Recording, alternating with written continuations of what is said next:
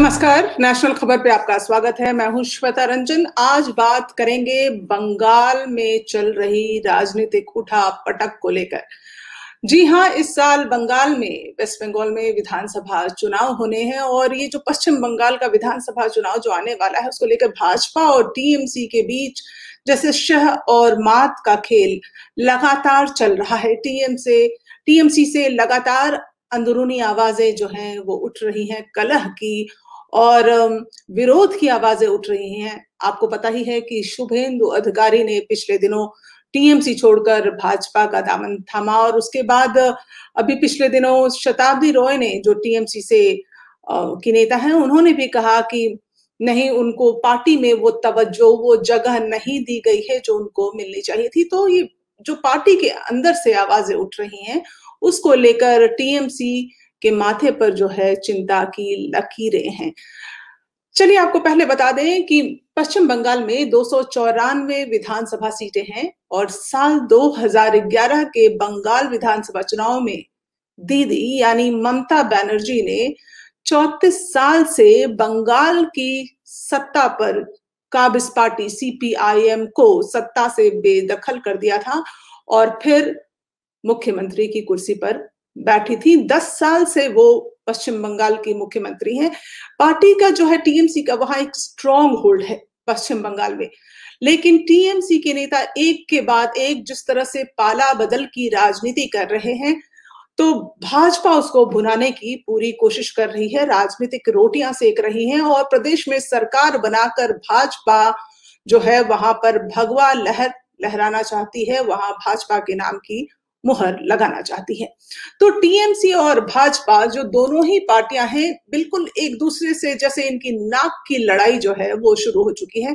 लगातार झटके मिल रहे हैं। आपको जैसे पहले बताया, शुभेंदु अधिकारी अलग हुए और फिर वीरभूम से सांसद शताब्दी रॉय ने पार्टी छोड़ने का जो धमकी भरा अंदाज दिया, उससे जाहिर सी बात है ममता बनर्जी और टीएमसी जो है पार्टी उनकी वो घबरा गई। तो एक मुश्किल दौर से टीएमसी गुजर रही है, लेकिन बंगाल की राजनीति में सब कुछ वैसा नहीं है जैसा दिखता है। आखिर बंगाल की राजनीति जो है वो अलग कैसे है और भाजपा वहां अपना कितना स्ट्रॉन्ग होल्ड बना पाएगी, कितना जो है वो अपने आप को वहां स्थापित कर पाएगी, ये एक सवाल है। क्योंकि भाजपा एक लंबे समय से कोशिश में है कि पश्चिम बंगाल में वो भगवा पताका फहरा सके।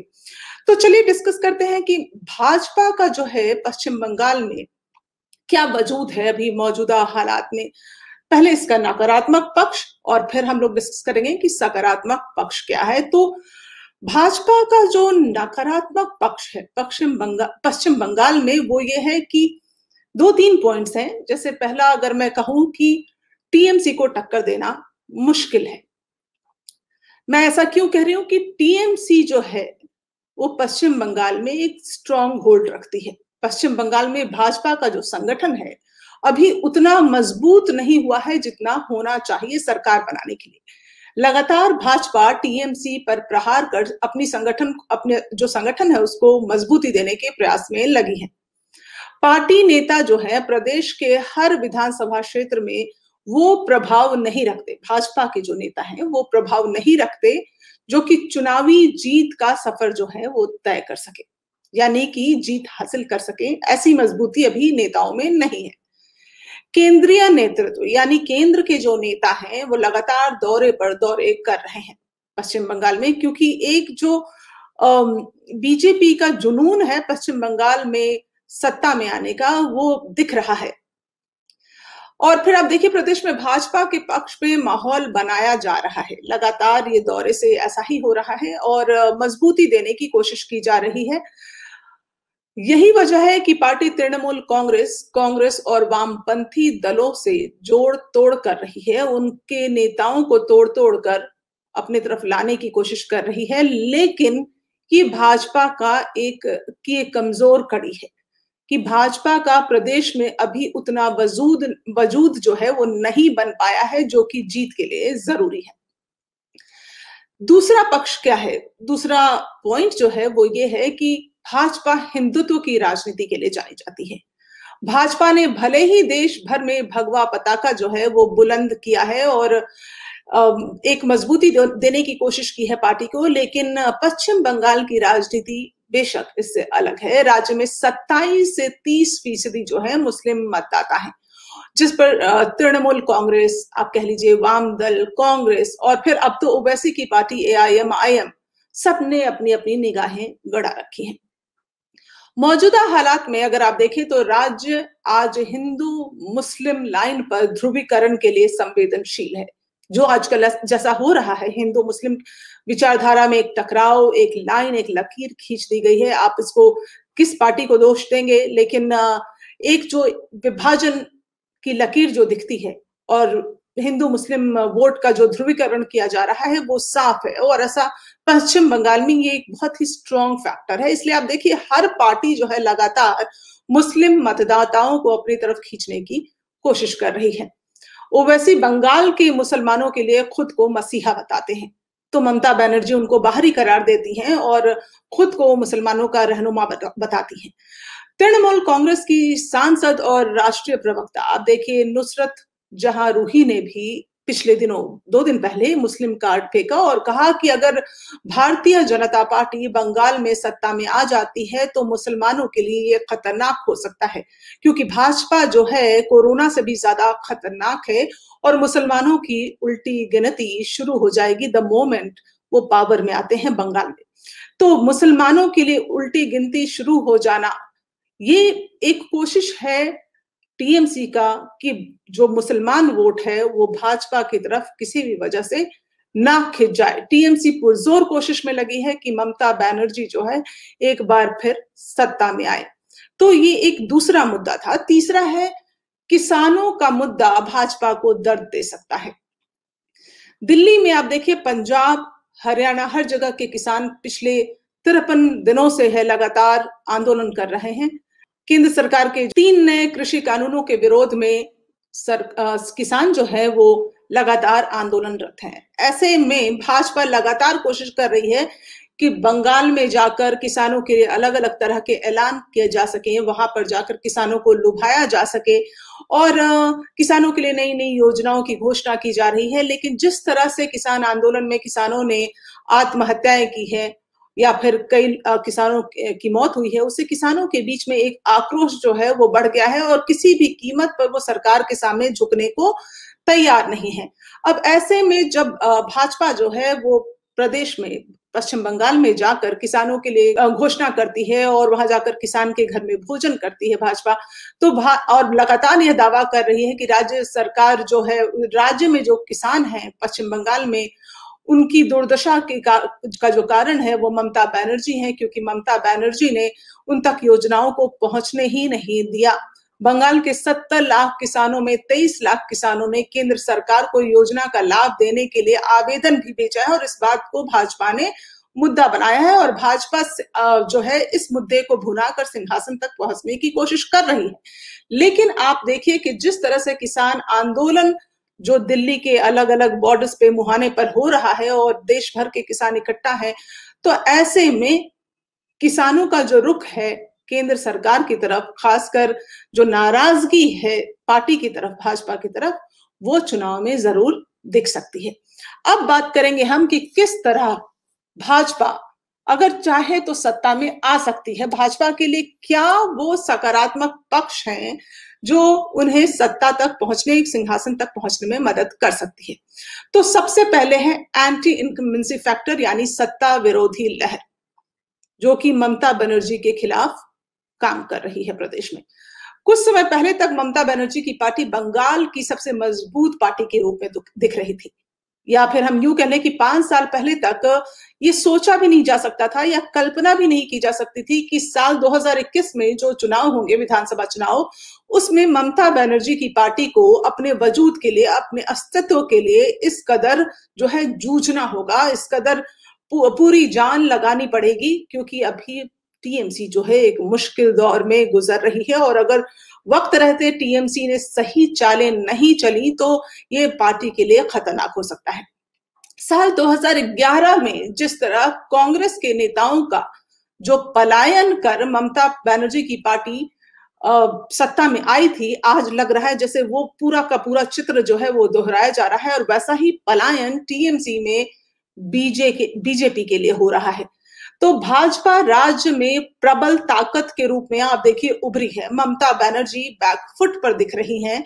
भाजपा ने 2016 के, अगर हम ध्यान दें, 2016 के विधानसभा चुनाव में कुल 294 सीटें हैं।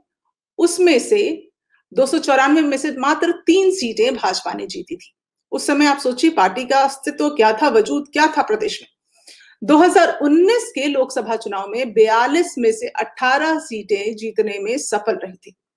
42 में से 18 सीटें, यानी 125 विधानसभा क्षेत्रों में भाजपा को अभी बढ़त मिली थी 2019 के लोकसभा चुनाव के बाद, और उसका वोट शेयर जो है वो 40% हो गया था। तो ममता की तृणमूल ने 22 लोकसभा सीटें जीती थी और 44% वोट मिले थे। तो 44% टीएमसी को और 40% भाजपा को। तो आप देखिए कि जो डिफरेंस है वो क्या है। 4% की बढ़त जो है भाजपा को कहां तक पहुंचा सकती है, एक निर्णायक रोल में ले जा सकती है, और भाजपा इसी के लिए एड़ी चोटी का जो है वो जोर लगा रखी है पार्टी ने। आप देखिए बहुत ज्यादा गैप नहीं है, 4% की अगर बढ़त हो जाती है तो बिल्कुल आमने सामने दोनों पार्टी हो सकती है, कांटे की टक्कर है। लेकिन अभी जो एक सत्ता विरोधी लहर काम कर रही है ममता बनर्जी के खिलाफ, और जिस तरह पार्टी से अंदरूनी कलह की आवाजें आ रही हैं, हो सकता है भाजपा के लिए ये एक फायदेमंद मुद्दा साबित हो। वहीं आप देखिए टीएमसी के बड़े चेहरे जो हैं भाजपा के साथ हो लिए हैं।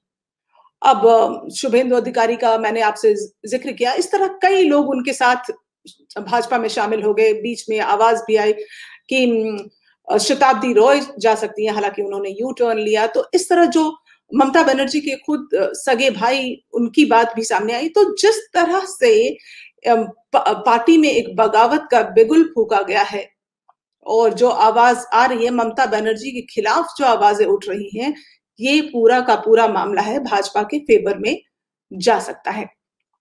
और पिछले दिनों आप देखिए भारतीय जनता युवा मोर्चा के राष्ट्रीय अध्यक्ष सौमित्र खान ने कहा कि तृणमूल कांग्रेस के 7 से 8 सांसद और 40 से 42 विधायक जो हैं वो भाजपा में शामिल होंगे, जिससे कि टीएमसी के अंदर एक असंतोष की लहर जो है वो दिखाई दे रही है, पैदा हो गई है, और ये जो है पार्टी के लिए खतरनाक हो सकता है, लेकिन ये भाजपा के लिए फायदेमंद साबित होगा।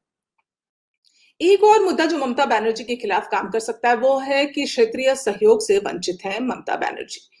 पश्चिम बंगाल का यह इतिहास है कि सत्ता में रहने वाली पार्टियां 3 दशकों तक सत्ता में रहती हैं। ममता बनर्जी इस कारण संतुष्ट होंगी और इस तरह के हमले का उन्हें एहसास नहीं होगा, लेकिन ममता को चुनौती वामपंथियों की ओर से नहीं बल्कि भाजपा से मिल रही है। भाजपा वैसे भी 2 दशक से इस पूर्वी राज्य में पांव जमाने की लगातार कोशिश में लगी है, और तो और वामपंथी दल और कांग्रेस जो 5 दशक से एक दूसरे के घोर विरोधी थे, कट्टर विरोधी थे, वो एक हो चुके हैं। अपना अस्तित्व बचाने के लिए वो एक दूसरे के साथ हो चुके हैं, और टीएमसी के साथ मिलकर भाजपा को खदेड़ने की जो प्रस्ताव ममता बनर्जी ने रखा था उसको उन्होंने सिरे से खारिज कर दिया। अब वाम दल ने तो साफ मना कर दिया, और कांग्रेस ने कहा कि अगर ऐसा है तो आप हमारे साथ विलय कर लीजिए, कांग्रेस में आप विलय कर लीजिए। तो ममता को जो वहां पर मजबूत पार्टियां जो पहले रह चुकी हैं, कांग्रेस और वाम दल, उनसे भी सहयोग नहीं मिल पा रहा है। और सबसे बड़ा जो एक पॉइंट है जो कि भाजपा के लिए फेवर में जा सकता है वो ये कि मोदी और शाह का चेहरा है और केंद्र की जो पूरी मशीनरी है वो पश्चिम बंगाल में काम कर रही है। जिस तरह आपको मैं याद दिलाना चाहूंगी बिहार चुनाव में क्या हुआ। बिहार चुनाव में भी केंद्र की पूरी मशीनरी थी जो बिहार चुनाव के लिए काम कर रही थी। वही आलम जो है, वही हालात अभी फिलहाल आप देखिए पश्चिम बंगाल में भी दिखाई दे रहे हैं। तो भाजपा के पास मोदी का चेहरा है और अमित शाह की रणनीति है। पार्टी राज्य में टीएमसी पर लगातार आरोप लगा रही है, लगातार, चाहे वो किसानों की राजनीति हो, कोरोना वैक्सीन का मुद्दा हो, तमाम मुद्दों पर ममता बनर्जी को वो घेरने की कोशिश की जा रही है और एक ऐसा चेहरा ममता बनर्जी का दिखाने की कोशिश की जा रही है कि उनको अब जनता दोबारा, या मैं ये कहूं कि इस बार के चुनाव में लेकर नहीं आना चाहती है। वहीं भाजपा के प्रभारी महासचिव जो है कैलाश विजयवर्गीय ने हाल ही में दावा किया कि तृणमूल कांग्रेस के पास 41 विधायक भाजपा के, उनके जो 41 विधायक है भाजपा के संपर्क में है।